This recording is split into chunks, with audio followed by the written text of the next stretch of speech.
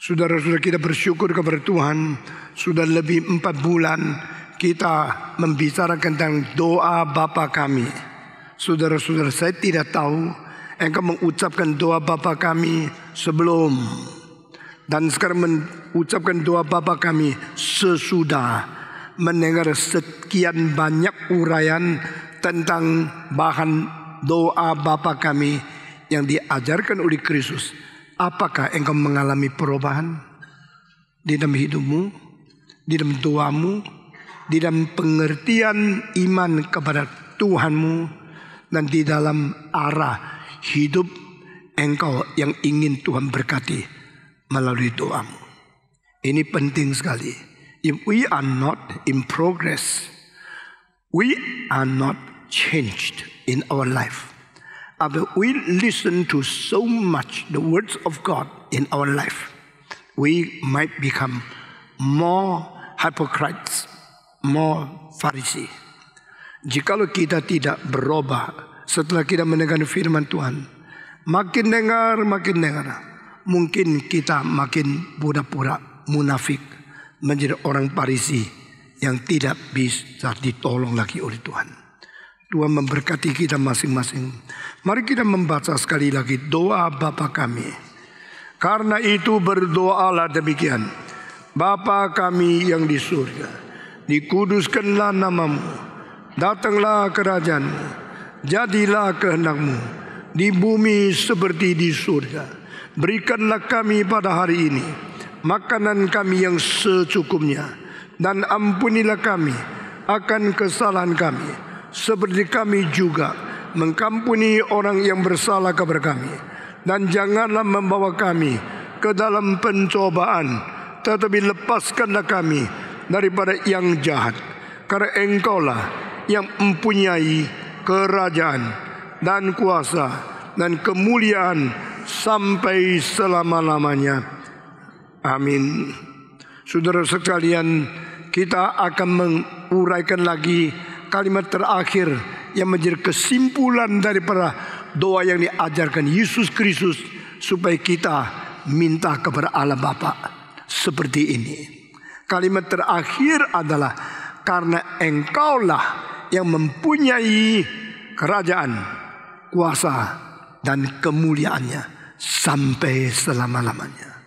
Alangkah indahnya penutupan ini. Karena di dalam penutupan ini kita sekali lagi didesak mempunyai perasaan tanggung jawab. I am thou relationship. I am now standing before you. You are the one who give me all grace, and I am the one who plead and ask the prayer to you. May you listen to my prayer. Kita berdoa kepada Tuhan dan kita menutup doa daripada apa yang diajarkan Yesus Kristus. Dan kalimat terakhir yang begitu indah, Engkaulah yang mempunyai kerajaan. Engkaulah yang mempunyai segala kuasa. Engkaulah yang mempunyai segala kemuliaan sampai selama-lamanya. Amin. Saudara-saudara, hal ini menelusuri di dalam seluruh doa. Karena dari permulaan sampai akhir, doa ini berpusat kepada Bapa. Berdoa ini berpusat pada Dia yang ada di surga, yang mencipta, yang menguasai, yang memberi, dan akhirnya akan menghakimi segala sesuatu yang berasal dari Dia sendiri. Saudara-saudara, jikalau konsep ini betul-betul jelas di dalam mental kita, doa kita itu akan menjadi beres. We are praying to the one who create everything, who control over the all universe. You and He will be the one to judge all over humankind. Saudara-saudara, karena Engkaulah yang mempunyai kerajaan, kuasa dan kemuliaan sampai selama-lamanya. Minggu lalu kita sudah menyinggung tentang kerajaan yang dimiliki oleh Tuhan. Engkau yang memiliki semua ini. Karena Allah adalah yang menjadi pemilik, maka tidak sesuatu yang berada di luar tangan pegangan dan tangan penguasaan dari Tuhan Allah. Mengapakah Yesus Kristus menolak penawaran, jikalau engkau memberikan kepada aku sembah sujud 1 kali saja, aku mengkaruniakan seluruh dunia dan seluruh kemuliaan dan kekayaan dari dunia. Yesus mengetahui ini penipuan. Engkau tidak berhak, engkau tidak mempunyai hak milik, engkau tidak mempunyai kekuatan memberikan semua ini kepadaku, karena semua ini bukan milikmu.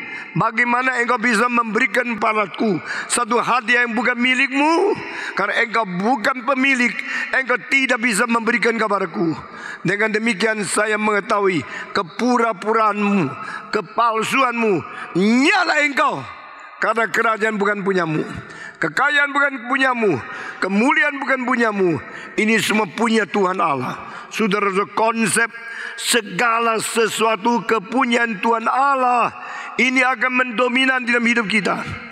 Because everything belongs to God, and we are dominated by this kind of basic concept about God has everything in this universe. Dan kita tidak mungkin ditipu oleh orang. Saudara-saudara, begitu banyak dirayu karena melihat materi, melihat uang, melihat keuntungan. Mereka mulai goncang, mulai meninggalkan pendirian mereka, mulai berlayang-layang dan tidak mempunyai kestabilan rohani, mulai bertunduk, berlutut, mulai goyang ekor kepada setan. Saudara-saudara, Tuhan berkata tidak boleh engkau berdiri seperti ini.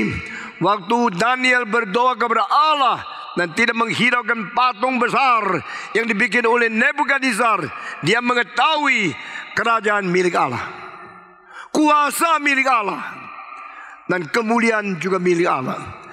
Pada waktu engkau kira saya meminta segala sesuatu menjadi milikku, saya mau tanya, engkau minta segala sesuatu kepada siapa? Engkau terima segala sesuatu yang engkau ingin miliki dari siapa? Whom are you seeking? Who are you praying? And from whom you get something to become yours? Begitu banyak agama mengajar manusia mendapat sesuatu. Doa kepada dewa supaya aku kaya, supaya aku lancar, supaya aku untung. Apakah saudara kira segala yang kau minta itu punya dewa?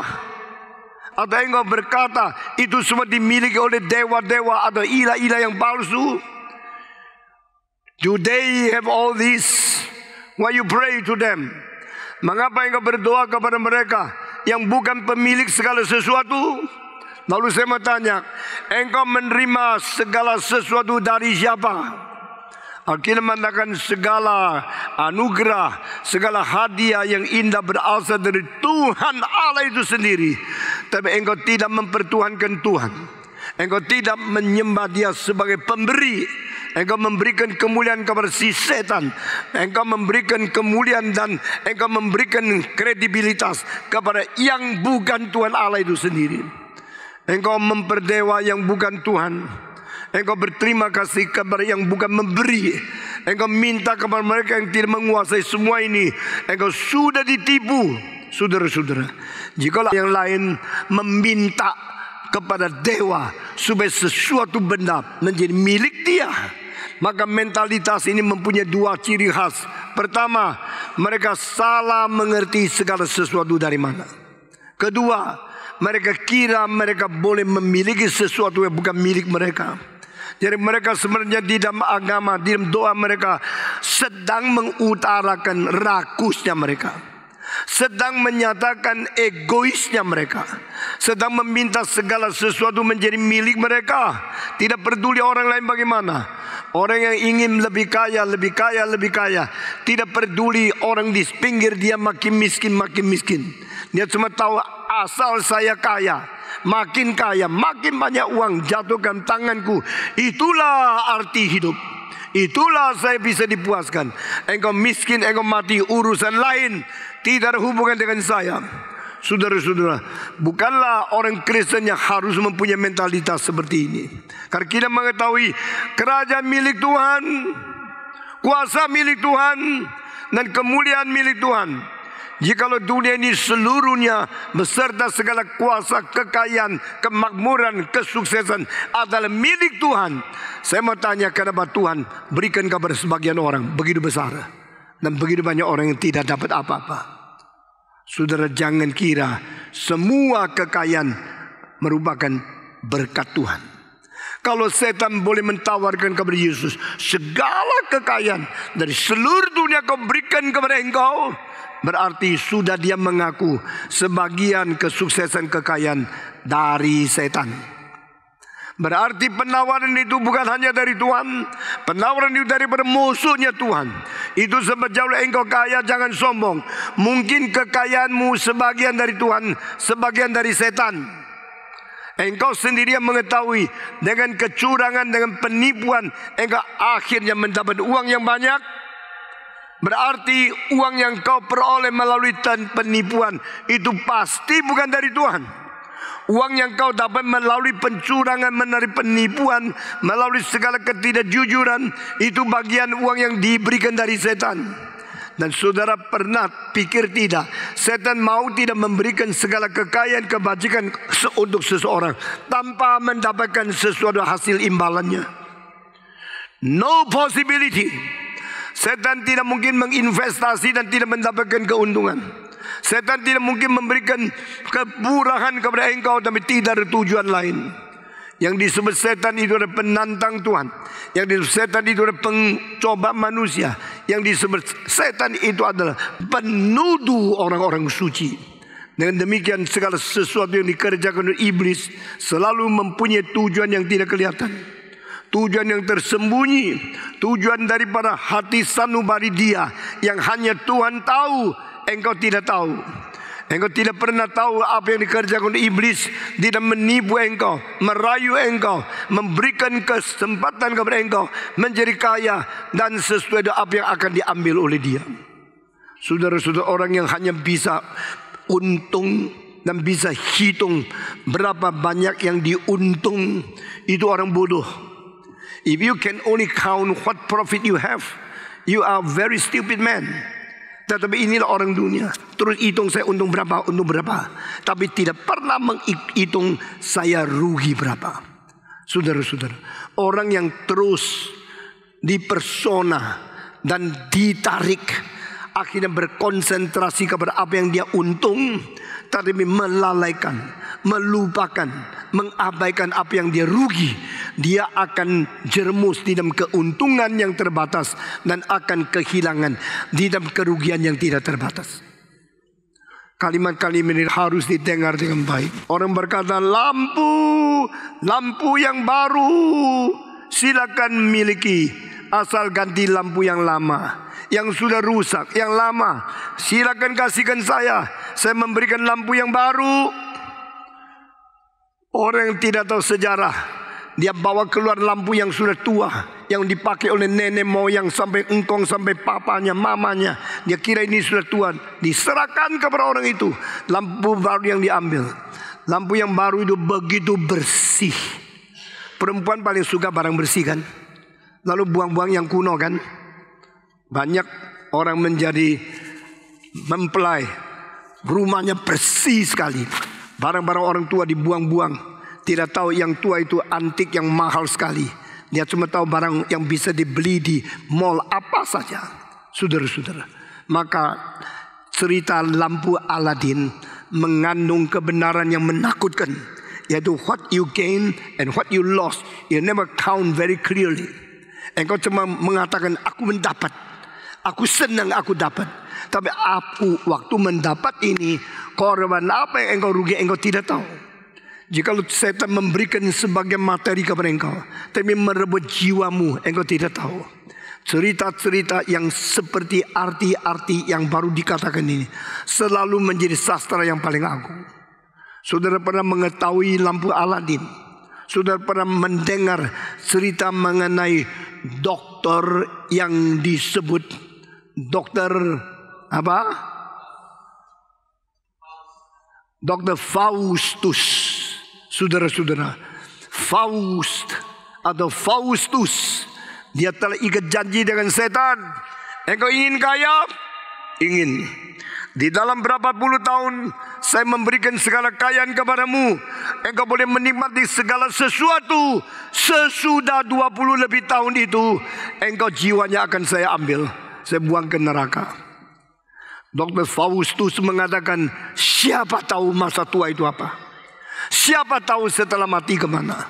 Yang penting hidup ini kaya, hidup ini nikmat. Oke, tanda tangan dengan setan. Janji, apa yang kau berikan kepadaku, aku akan nikmat beberapa puluh tahun ini. Akan berikan kepadamu, jiwaku silakan ambil. Saudara-saudara, di dalam musik yang ditulis oleh Berlioz, The Damnation of the Faustus, lagu bagian akhir saya takut. Hop, hop, hop, lari terus. Dan Faustus sudah sampai waktunya dikejar oleh setan. Akhirnya dilempar ke dalam lautan api. Dia mati. Sebelum itu memberikan dia kekayaan. Musik itu begitu dramatis. Kalau saya dengar, saya bisa berdiri bulu. Pasti ada satu hari saya akan kondak musik itu di Aula Simfonia Jakarta. Saudara-saudara, ini satu bijaksana yang begitu besar, terkandung di dalam cerita yang begitu agung, dan ditulis di dalam musik yang begitu menarik. Saya tidak mengerti kebudayaan bisa begitu cemerlang dan filsafat begitu mendalam. Kebenaran yang diajarkan begitu berpengaruh, tapi orang biasa tidak peduli. Musik yang bagus ya apa, filsafat yang baik apa, sastra yang penting apa. Pokok tahunya duit, duit, duit. Do you know what you lost is more than what you gain? Saudara tahu tidak, apa yang engkau kehilangan jauh lebih berharga daripada apa kau terima. Engkau terima uang yang pada akhir tidak ada ₹1 bisa engkau bawa masuk ke dalam kuburan. Uang yang begitu banyak, tidak ada satu ikut engkau ke dalam kekekalan.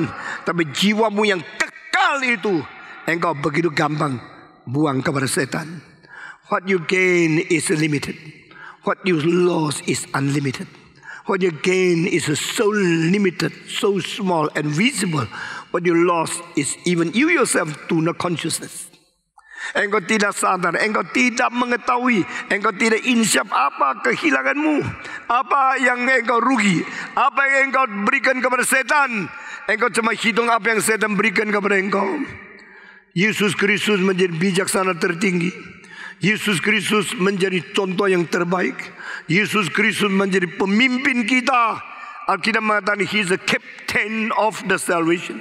Dia ada kapten keselamatan. Dia berdiri di depan. Dia menjadi teladan. Dan dia membongkar semua rahasia setan. Dan dia memberikan contoh bagaimana kita hadapi Tuhan dan hadapi musuh dari Tuhan. Nyala engkau. Dia tidak usah debat. Dia tidak berkompromi. Dia tidak bicara satu kalimat dengan setan. Karena dia mengetahui setan tidak ada hak untuk berdebat dengan dia.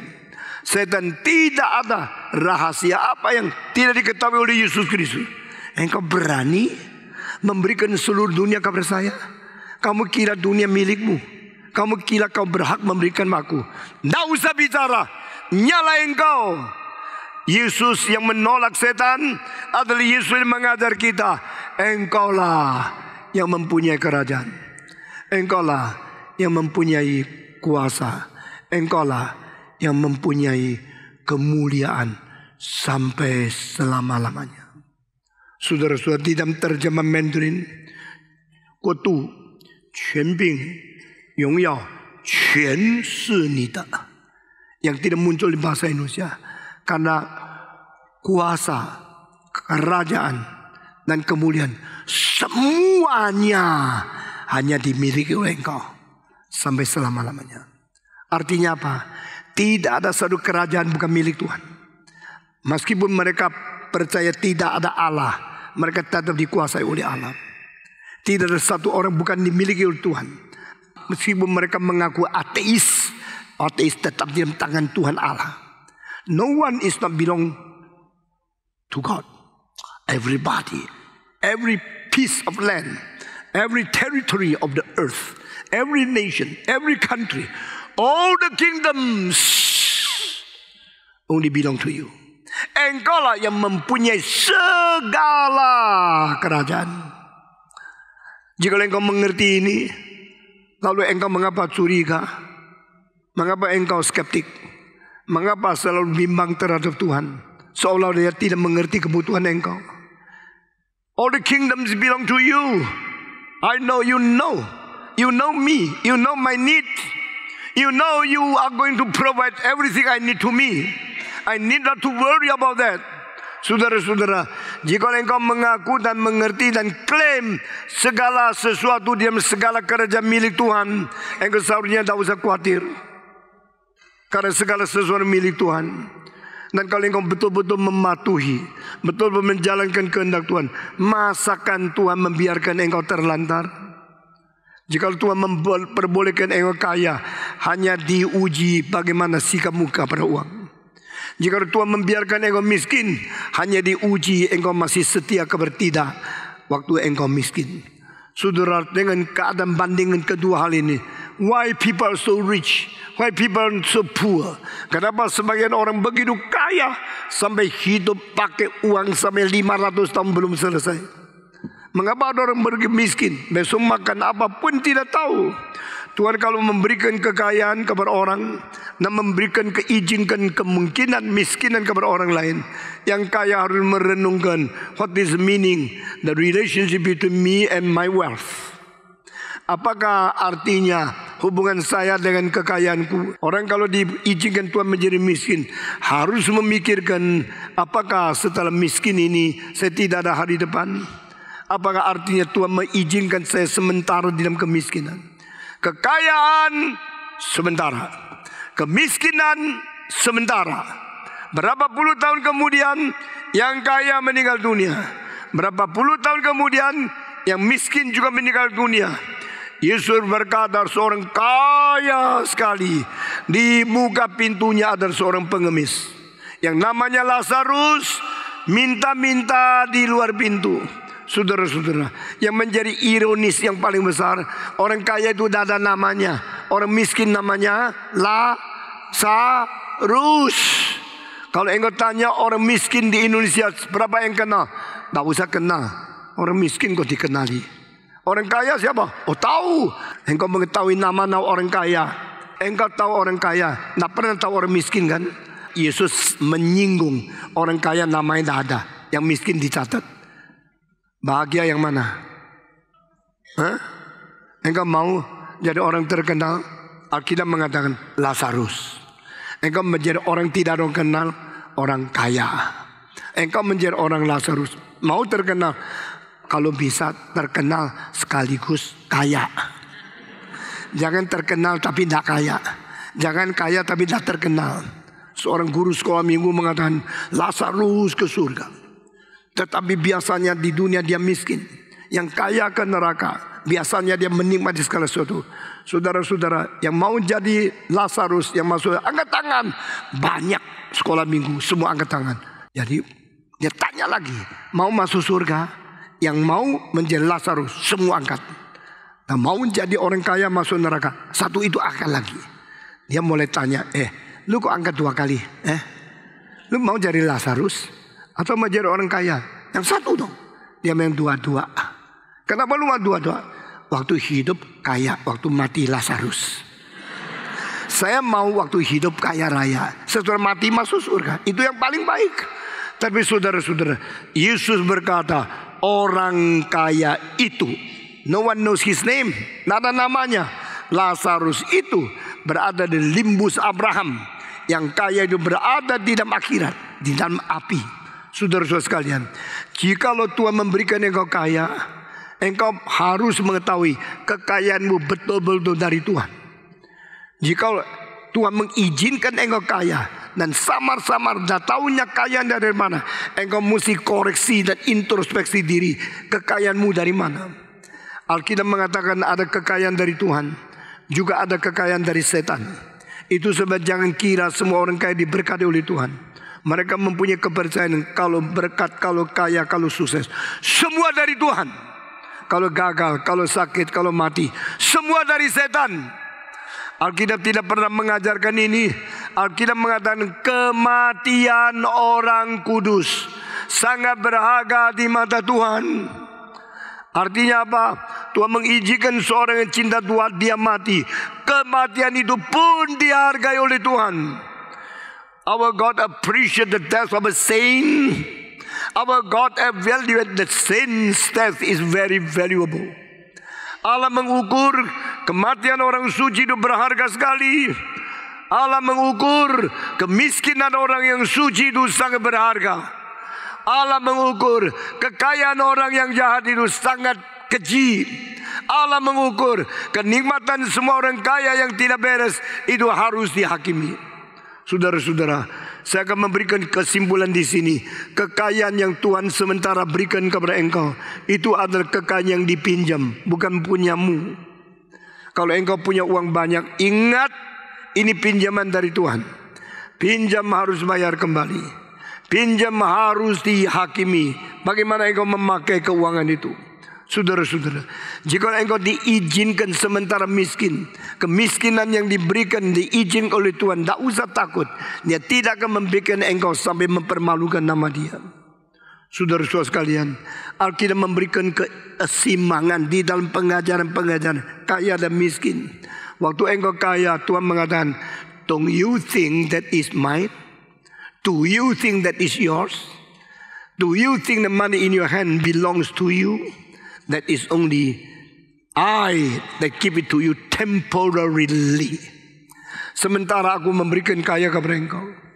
Saudara ketahuilah, uang yang Tuhan berikan di dalam tanganmu itu hanya pinjaman, hanya ujian, hanya akan diteliti oleh Tuhan. If God give you money, God will investigate, He will pay attention, and He will take note. What are you doing from those money given to you?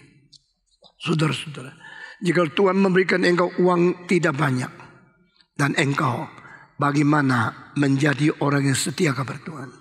Terus saya gini, anak seorang pembantu saya, orang Kristen, saya waktu itu mungkin 5 tahun yang lalu, saya bilang, mau pulang Pulau Dadi, saya kasih hadiah 1 juta rupiah. Saudara-saudara, dia terima kasih, anak baik sekali. Lalu dia pulang.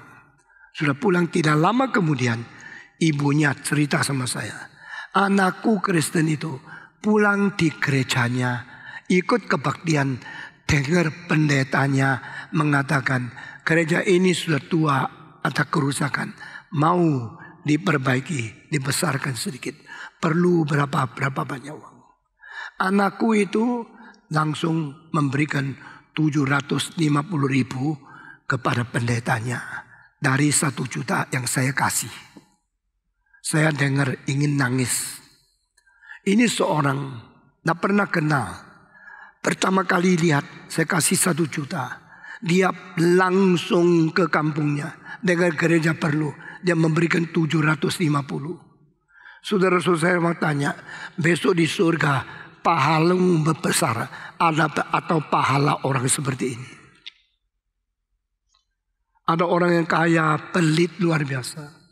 Orang yang biasa tetapi besar hati membantu orang lain. Hatimu kepada Tuhan bukan dilihat dari berapa yang kau beri, dilihat berapa yang kau sisa untuk dirimu. The money you give is one thing. The money you live for you yourself is another thing. Tuhan melihat uang yang kau pakai untuk dirimu berapa banyak. Lebih daripada Tuhan melihat berapa yang kau berikan kepada Dia. Saya terus pikir-pikir, jarang-jarang dapat uang 1 juta. Langsung 75% untuk pekerjaan Tuhan. Bagaimana besar pahala orang ini di surga? Apakah dia sebagai orang biasa boleh kita hina? Saya malah menghina majelis-majelis yang tidak mengerti. Majelis-majelis yang ngomong tok. Majelis yang suka kuasa ini, suka kuasa itu, suka atur semua orang, tapi tidak memperhatikan pekerjaan Tuhan. Saya tidak berarti uang itu satu-satunya barometer untuk membuktikan akan mencintai Tuhan. Tapi bagaimanapun uang itu satu ujian. Waktu Tuhan memberikan uang kepada kita, Tuhan memberi dan Tuhan mengatakan, aku mengikuti, aku menginvestigasi, aku memperhatikan. Setelah ku beri, kau pakai untuk apa? Kau pakai di mana? Kau pakai untuk siapa?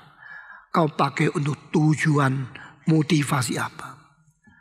Ini orang sampai hari ini tidak bicara sama saya.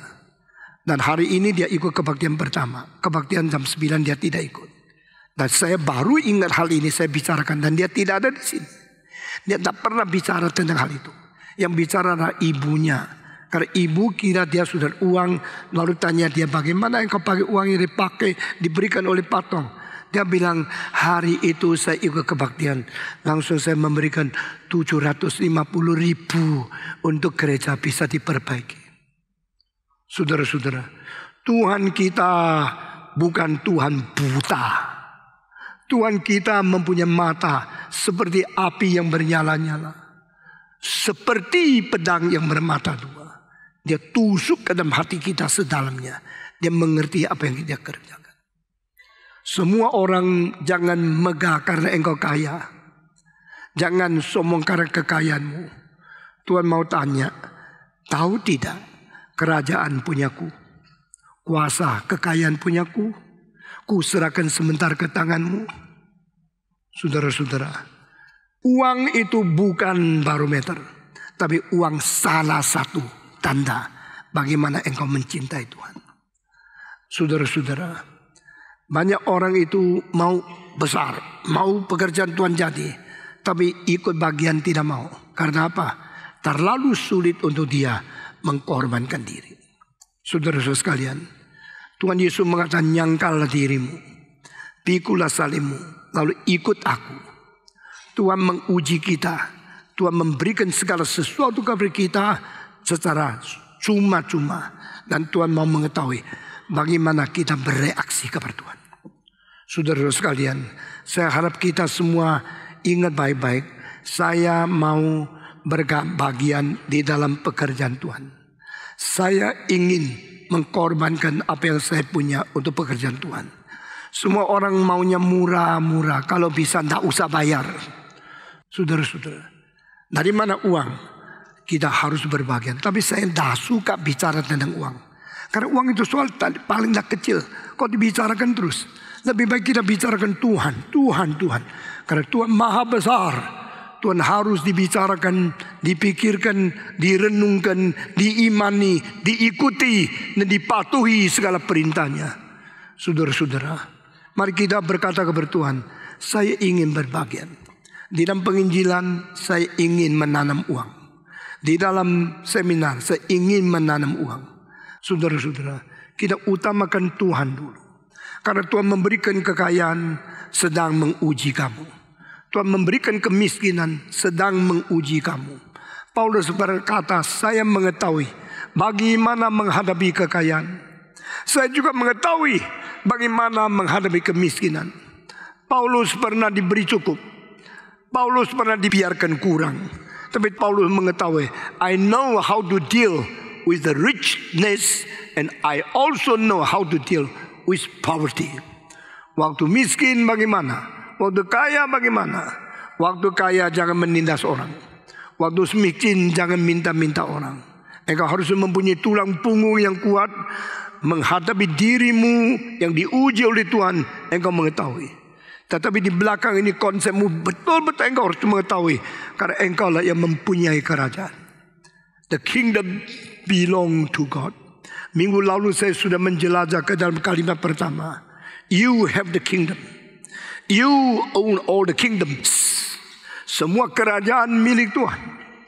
Saya mengetahui in between the kingdom of God and the kingdom of this earth. Kingdoms in conflict. Minggu lalu saya mengutip Chad Colson mengenai kedua kerajaan di dalam peperangan. Saya berada di tengah. Saya ada warga negara Indonesia, WNI. Saya juga ada warga negara surga, WNS. Di tengah-tengah WNI mengabdi kepada negara di dunia. Dan di dalam mengabdi kepada Tuhan Allah, Raja daripada kerajaan Tuhan Allah. Saya harus bagaimana? Karena kerajaan satu hari akan milik Tuhan.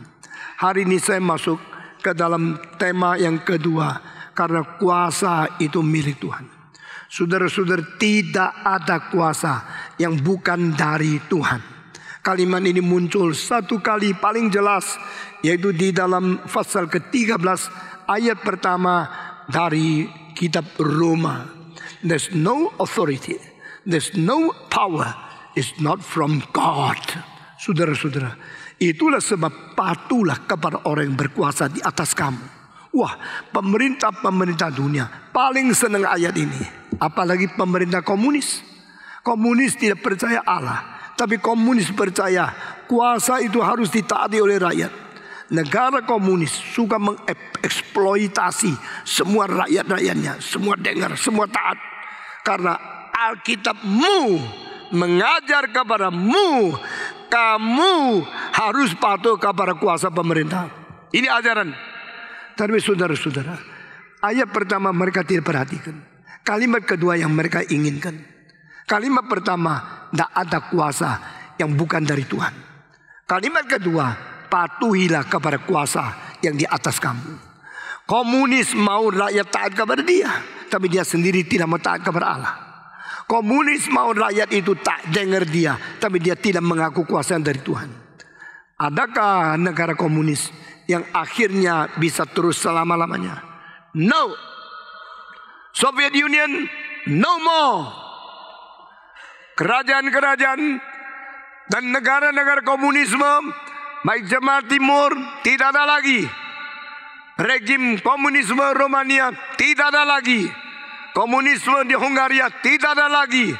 Komunisme yang berada di negara-negara seperti Albania, tidak ada lagi. Saudara-saudara, karena mereka ada kerajaan dunia. Kerajaan dunia bukan kekal. Kerajaan dunia bukan milik orang yang mempunyai. Karena yang mempunyai itu sendiri harus mati. Kerajaan yang kembali. Kadang-kadang saya iri sama tanah. Tanah itu tidak peduli komunis, tidak komunis. Pokoknya saya yang bikin kamu hidup. Orang komunis makan nasi. Orang nasionalis makan nasi. Orang anti komunis makan nasi. Semua dari tanah. Tanah, I don't care communism or nationalism or anything. Imperialism. I feed you. Tanah yang menghidupkan manusia. Tanah yang tidak pernah ikut-ikut politik. Waktu Belanda yang menjajah, tanah Indonesia tanah. Waktu ganti, tanah Indonesia tanah. Dia tidak peduli, you lari ke sini, lari ke sana. Semua lari di atas tanah. Betul tak? Dari sini lari ke lain negara, tetap di atas tanah. Tanah diam-diam aja. No speaking, no wording, no argument. Tidak berargumentasi, tidak berbicara, tidak defend, tidak membela diri. Tanah. Saudara-saudara, yang ribut itu manusianya. Yang kalang kabut itu manusianya. Yang gelisah, yang ketakutan itu manusianya. Manusia paling kasihan. Dan Alkitab mengatakan, kerajaan milikmu. Biar berubah regimnya. Kerajaan milikmu. Karena milikmu. Aku mengabdi kepadamu. Aku bukan melihat pemimpin-pemimpin politik ini. Politik itu apa? Politik itu berubah. Politik itu sementara. Politik itu diganti. Tapi Allah tidak diganti. The God is the King of Kings, the Lord of Lords, never changed, never replaced, never come down from His throne. He's always sitting on His throne forever and ever. Engkau lah yang mempunyai kerajaan. Engkau lah yang mempunyai kuasa. Saudara-saudara, jangan kira kuasa ada di pemerintah. Karena pemerintah sendiri ada di tangan Tuhan. Kuasa pemerintah itu sementara. Kuasa pemerintah itu bisa berubah. Tapi yang menguasai pemerintah itu ada kuasa Tuhan Allah. Orang Kristen yang sejati mengerti kalimat-kalimat ini bukan main-main. Orang Kristen yang berdoa Bapa kami mengucapkan Engkaulah yang mempunyai kuasa. Saudara-saudara, di dalam buku saya kuasa pemerintah, kuasa Allah dan kuasa rakyat. Antara ini the authority of God, the authority of government, and the authority of people. Yang mana paling tinggi? Yang mana paling rendah? Coba pikir. Kuasa pemerintah sama kuasa rakyat besar mana? Jawab. Kuasa pemerintah sama kuasa rakyat besar mana? Tidak bisa jawab. Kuasa siapa? Kuasa rakyat. Lalu siapa yang menguasai siapa? Pemerintah yang memerintah manusia. Katanya rakyat lebih besar. Kok jadi kuasa berada di tangan? Kuasa itu dimandatkan oleh rakyat. Tapi yang mana yang lebih tinggi? Pada akhirnya yang menentukan jabatan, menentukan posisi, menentukan berlakunya kepresidenan itu rakyat, bukan orangnya. Tapi saya tanya lagi, Rakyat kuasa rakyat. Pemerintah kuasa pemerintah. Allah kuasa Allah. Kuasa yang tertinggi siapa? Kuasa Allah. Orang komunis mentindak untuk melecehkan, untuk mentindas orang Kristen. Mereka tidak percaya kuasa Allah. Tapi akhirnya pada satu hari waktu Allah memberhentikan komunisme, komunis harus hancur di dalam dunia. Saudara-saudara, waktu Lenin meraih kuasa tahun 1917, jadi bulan Oktober, saudara-saudara, maka kekaisaran daripada Tsar di Rusia lebih ribuan tahun berhenti menjadi satu Soviet Union yang dipimpin oleh rakyat jelata.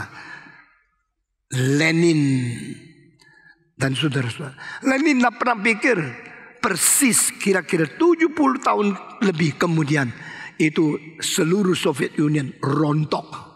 Dan yang terakhir menjadi kepemimpin daripada Uni Soviet adalah Gorbachev. Pada waktu Gorbachev terbang ke Beijing, melihat di Beijing itu persis tahun 89. Ada 1 juta pemuda yang berada di Tiananmen Square. Dia tidak bisa masuk pintu daripada Kongres China. Dia harus lewat dari pintu kecil masuk. Karena di situ terlalu banyak orang. Dia ketakutan. Dia baru sadar kuasa rakyat tidak bisa dihina. Waktu dia pulang lagi ke Uni Soviet di Moskow, akhirnya dia harus mengumumkan berhenti Uni Soviet, ganti Yeltsin yang menjadi negara Rusia, kembali hancurlah Uni Soviet. Ukraina lepas, Belarus lepas, Kazakhstan lepas, semua tempat-tempat negara-negara kecil yang menjadi Sputnik atau menjadi sesuatu bintang yang keliling kepada negara Soviet, semua lepas. Hancurlah negara komunis. Saya mau berkata kepada saudara, kuasa dunia bukan ada pada diri, ada pada Tuhan. Yesus yang di dunia tidak ada kuasa. Kuasa politik tidak ada. Kuasa ekonomi tidak ada. Kuasa akademik tidak ada. Kuasa militer tidak ada. Kuasa rakyat tidak ada. Yesus adalah satu-satunya pemimpin di dalam sejarah yang tidak memiliki kuasa apapun. No power at all. Waktu Yesus disalib, dia tanpa kuasa, hanya tubuh yang diserahkan. Dia tidak ada harta yang perlu disimpan dulu, jangan diambil orang. Tidak ada harta. Dia tidak ada rumah, tidak ada uang, tidak ada usaha, tidak ada pabrik, tidak ada rumah, tidak ada gedung. Nothing hold by him. He has no power, no property, no treasure, no money. He has no position at all. Satu-satunya yang tidak mempunyai apapun di dalam sejarah adalah Yesus Kristus. Tapi dia berkata, semua kuasa punyanya Tuhan Allah. You have all the kingdoms. You have all the powers. And you have all the glory forever and ever. Ini pengertian rohani sampai sedalam ini. Kristus telah mengajak kita untuk mengerti. Begitu banyak waktu kita terlalu banyak pegang, terlalu banyak ingin, terlalu banyak minta, terlalu banyak rampas hal-hal yang tidak kekal di dunia ini. Dan Yesus mengatakan, no, I do not hold anything. I do not need anything. Because I know already everything belongs to God. Yesus tidak berkuasa, tapi di dalam waktu Yesus diadili, pernah ketemu satu istilah kuasa yang dari mulut Pilatus. Kenapa engkau tidak menjawab saya? Tidak tahukah engkau bahwa saya berkuasa memaku engkau di atas kayu salib? Atau saya berkuasa melepaskan engkau menjadi bebas? Don't you know I have the power to crucify you or to release you? Engkau tidak tahu kuasa di sini. Saya Pilatus, saya gubernur, saya diutus oleh kaisar dari Romawi. Saya menjadi pemimpin terbesar di tanah Yudea. Engkau tahu tidak? Saya berkuasa menyalibkan engkau, juga berkuasa melepaskan engkau. Yesus yang tadinya tidak jawab, sekarang jawab. Hari ini, saat ini, dia harus jawab. Kalau tidak berjawab berarti dia telah mengaku apa yang diklaim oleh Pilatus. Yesus menjawab apa? Sesungguhnya tidak ada kuasa di tanganmu. Yang memberikan kuasa adalah Allah. Jikalau itu kuasa bukan dari atas, engkau tidak berhak menyalibkan saya atau berhak melepaskan saya. Pilatus tidak mengerti. Karena Pilatus mengetahui politik ada di tangan dia. Tapi Yesus mengatakan, no, the power is not in your hand. The power is God's hand. You are only a very small vessel, temporarily used by God. Engkau hanya alat kecil yang sementara dipakai Tuhan saja. Jangan kira engkau mempunyai kuasa. Engkau tidak berkuasa menyalahkan aku. Engkau tidak berkuasa untuk melepaskan aku.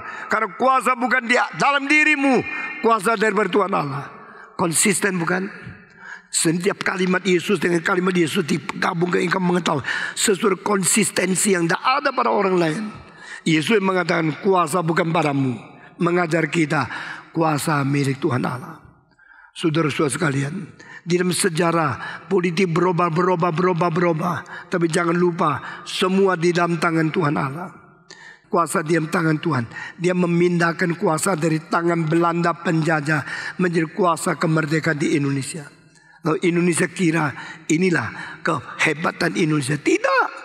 Karena Tuhan yang memegang selera kuasa itu. Saudara-saudara sekalian, mengapa Tuhan memberhentikan Belanda? Mengapa Tuhan membiarkan Belanda kalah harus pulang? Karena mereka sudah tugasnya selesai. Sudah dengar kalimat di bawah ini. Setelah orang Belanda pulang, gereja di Indonesia berkembang lebih cepat. Karena pada waktu orang Belanda di sini, gerejanya tidak berkembang. Kalau Belanda sampai hari ini masih menjadi penjajah, tidak ada gereja yang besar ini. Karena gereja besar, gereja perkembangan di dalam tangan Tuhan. Waktu Belanda berada terakhir tahun-tahun 40 sampai 45 di Indonesia, mereka tidak pentingkan penginjilan. Itu sebab dengar kalimat ini dengan baik-baik. Akhir-akhir penjajahan periode Belanda di Indonesia, Tuhan sudah mempersiapkan orang Indonesia yang suka mengabari Injil. Saudara-saudara, kuasa datang daripada Tuhan Allah. Thine is the glory, thine is the power, thine is the kingdom forever and ever.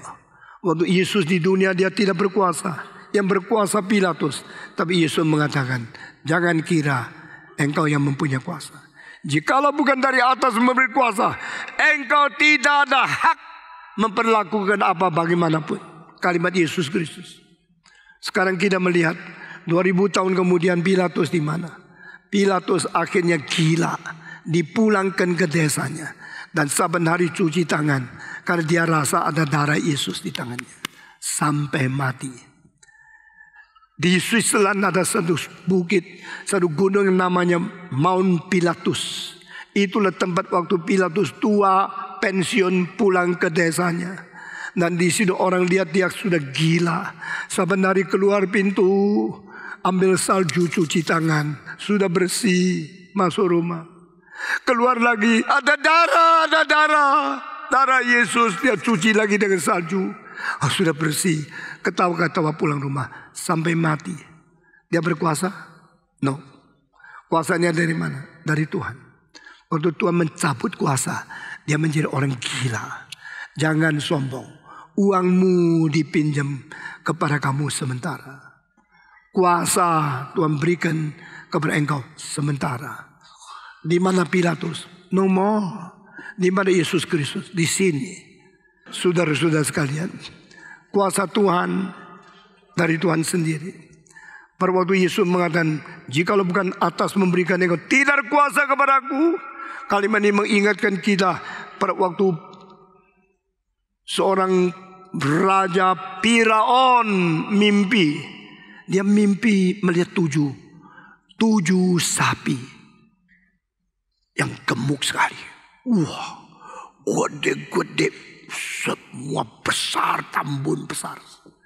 Mendadak datang 7 sapi, kurus sekali, cuma kulit bungkus tulang, kelihatan doreminya, saudara-saudara. Lalu sapi yang kurus itu datang berperang sapi yang gemuk. Mendadak Firaun lihat di dalam mimpinya yang gemuk itu ditelan sama yang kurus. Semua masuk ke mulutnya. Gemuknya hilang, yang kurus menang. Dia garuk kepala, apa ini? Bangun. Sudah dia bangun, dia tanya orang, saya kemarin mimpi sapi. Mimpi 7 sapi kurus. Lalu mimpi 7 sapi gemuk. Yang gemuk muncul dulu, dan kurus datang. Setelah datang dia makan. Yang gemuk semua ditelan oleh sapi yang kurus itu. Apa sih artinya ini ya? Saya tidak ngerti. Dia cari ahli sihir, cari semua orang pintar, cari profesor-profesor. Semua tidak bisa jawab. Wah, dia susah sekali. Mau makan tidak bisa, mau tidur tidak bisa. Karena terus ingat 7 sapi kurus menelan 7 sapi. Orang bilang, Firaun, di dalam penjara kita ada satu orang namanya Yusuf. Dia bisa menjelaskan mimpi-mimpi. Coba panggil dia. Yusuf dipanggil. Tuhan memberhentikan kecelakaan daripada Yusuf dan memberikan bijaksana menjawab, hei Sri Baginda yang mulia, Firaun yang agung, saya tahu apa artinya 7 sapi yang gemuk ditelan oleh 7 sapi yang kurus itu. Apa sih? You tahu artinya? Sekarang beritahu. Tuhan berkata, 7 sapi yang gemuk melambangkan ada 7 tahun Firaun dan Mesir akan berpanen besar. Menjadi negara yang paling kaya. Karena panennya dah habis-habis. Dah habis dimakan. Dah habis disimpan. Terlalu banyak. Tetapi setelah 7 tahun kemudian akan datang 7 tahun kelaparan. Waktu itu semua orang kematian, tidak ada makanan karena panen besar tidak ada. Semua sawah itu tidak menghasilkan apa-apa dan rakyat Mesir akan mati di dalam kelaparan. Wah, dia sadar. Bagaimana kalau setelah 7 tahun datanglah kelaparan untuk menghabiskan rakyatku? Mesti bagaimana? Orang yang takut kepada Tuhan, meskipun miskin, dia tidak gelisah. Dia bilang begini, Firaun, you mesti di dalam 7 tahun banyak panen, simpen barang-barang dan taruh di gudang. Ambillah persentasi pajak daripada semua petani dan semua barang, makanan, kelebihan disimpan di gudang. Sesudah itu 7 tahun kelaparan datang, keluarkan dari gudang untuk menghidupkan rakyat yang miskin.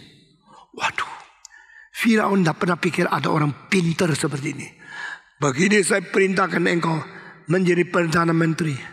Saudara-saudara, siapa yang sanggup menjadikan seorang anak yang dipenjarakan di dalam 1 hari berubah nasib menjadi duduk di atas tahta Perdana Menteri? Only God. The power is yours.